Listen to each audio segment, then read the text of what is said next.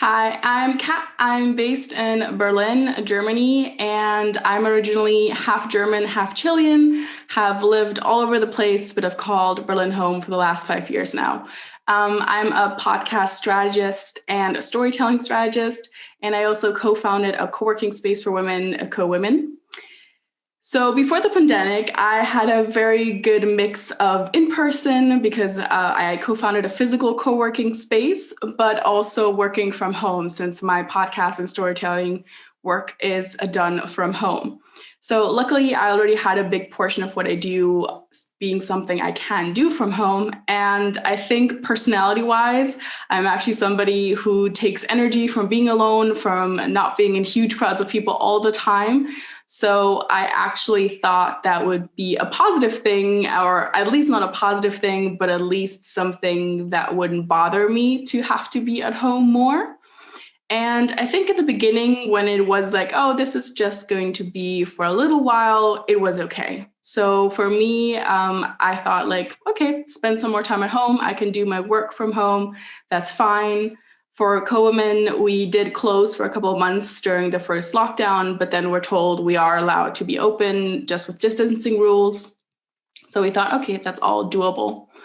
I think the biggest realization really came from that even if you are an introvert, even if you are somebody who likes to be at home, you do need that physical in-person contact because you really start feeling like you're missing something.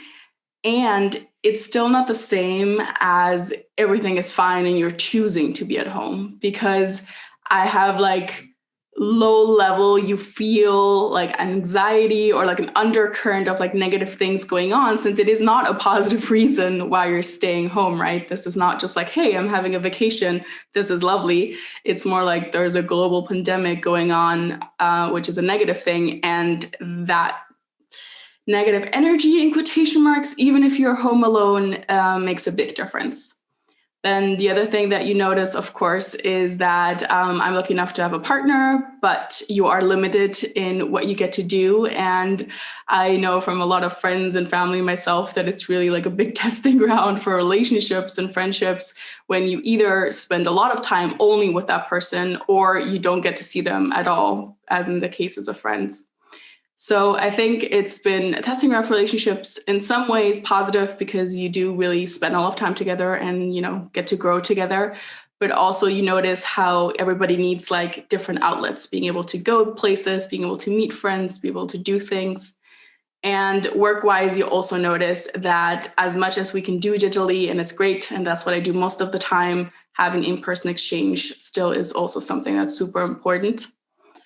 And I think at this point, since we're now about a year, which is crazy to think about, you have the feeling of when is this going to end, right? Like it's feeling like we always were hopeful it's going to be a couple of months and then more. And now we've reached the point of like, this could go on for a very long time.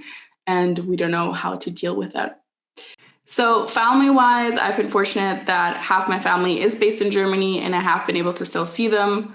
The other side, though, is that my dad lives in St. Lucia, which is like an island, and as such has been pretty isolated, and I've not been able to see in over a year. And there's no, concrete plans of when it will be possible. So that side is, of course, much more difficult. I can knock on wood that none of my family has gotten sick. I have had a friend who has had corona, and unfortunately it was the week of her wedding. So she had canceled the party anyways, but also had to cancel even going to get the papers notarized. So her complete betrothal, so to say, fell in the water.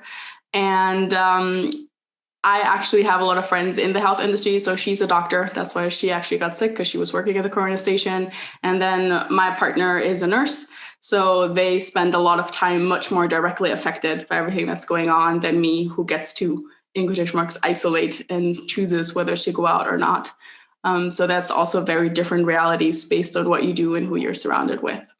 So overall, I can still say I've been pretty fortunate. Those around me have been pretty fortunate, but it still, of course, had an impact. And it has, I think, very underlying slope psychological impacts that we didn't really consider when this all started.